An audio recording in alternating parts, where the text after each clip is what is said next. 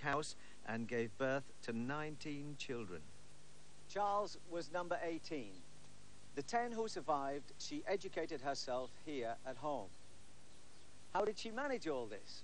Well, she had a method.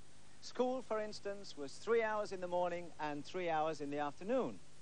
At 5 o'clock, the children were paired off so that an elder child could instruct a younger child in reading the Bible. This gave Susanna a quiet hour for prayer, reading, and writing. One of the things she wrote was this: I insist on conquering the will of children. The Wesley children were taught to do as they were told and to fear the rod, although they were never beaten if they confessed to a misdemeanor. Conquering the will began early. Babies were taught to cry quietly in their cradles. At table, children ate whatever was put in front of them without complaint.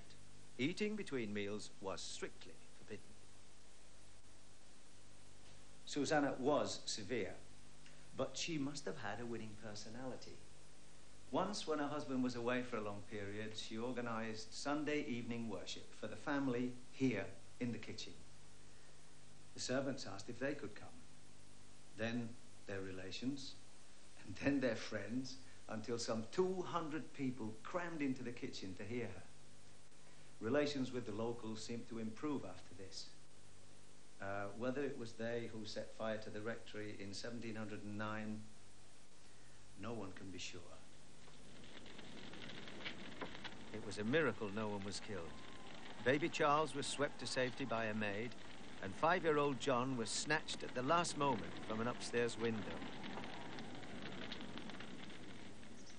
In this church, Samuel Wesley taught his people to believe in God and respect sound learning. When Charles followed his brother to Oxford, he found a university that didn't take either very seriously. For dons and students, an easy life was all that mattered. When Charles and a few friends began going to church each week for communion and setting aside regular time for study and definite hours for prayer and Bible reading, everybody laughed. Having a rule about getting up early and fasting was ridiculous. They sneered at this holy club and called them Methodists. But Susanna knew all about being methodical. She had given her sons their charge, and they would keep it.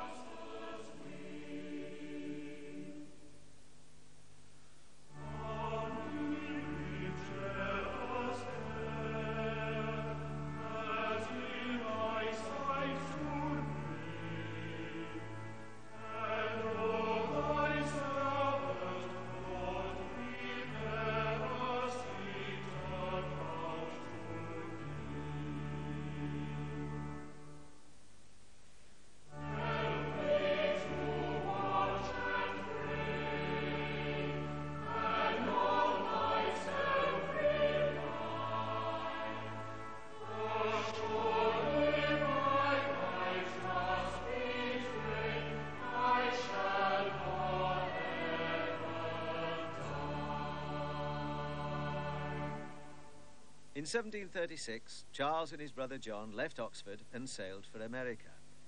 They were bound for Georgia, where General James Oglethorpe had founded a colony for debtors and others wishing to make a new start.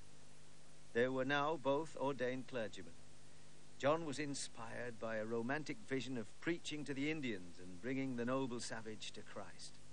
The Indians were thieves, the English settlers quarrelsome, and there was a constant threat from Spanish pirates. Charles stayed less than 6 months. But such was the rarity of transatlantic travellers that when he returned to London, all society wanted to meet him. Oh, my Lord Carpenter, my Lord Egremont, and my Lord Fitzwater have all seen young Wesley. So has Sir John Phillips. Yes, yes, and he's dined with the Prince of Wales at St. James's Palace and kissed hands with the King at Hampton Court. Yes, yes, and with Archbishop Potter of Canterbury in attendance. It seems the world is his for the taking. And so it was. But Charles became ill and almost died. On his sickbed, he was troubled. Although he was a priest, was he a good priest? And would God really forgive his sins if he wasn't? It was at this time that he met John Bray, a simple, uneducated working man who seemed to have a far deeper knowledge of God than anything experienced by Charles. Much to the disgust of some, he left his upper-class friends and took lodgings with Bray over his brazier's shop, which was there, hard by St. Botolph's Church, Aldersgate.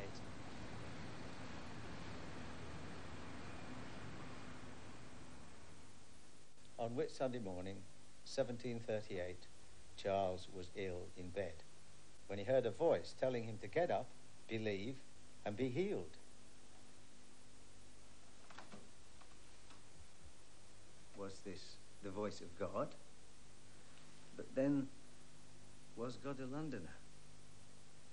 In the name of Jesus Christ of Nazareth, arise, believe, and thou shalt be healed of all thine infirmities.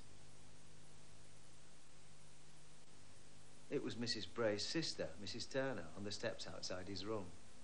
But to Charles, it was the voice of God.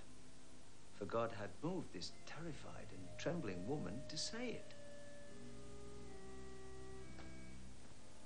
Charles was a changed man.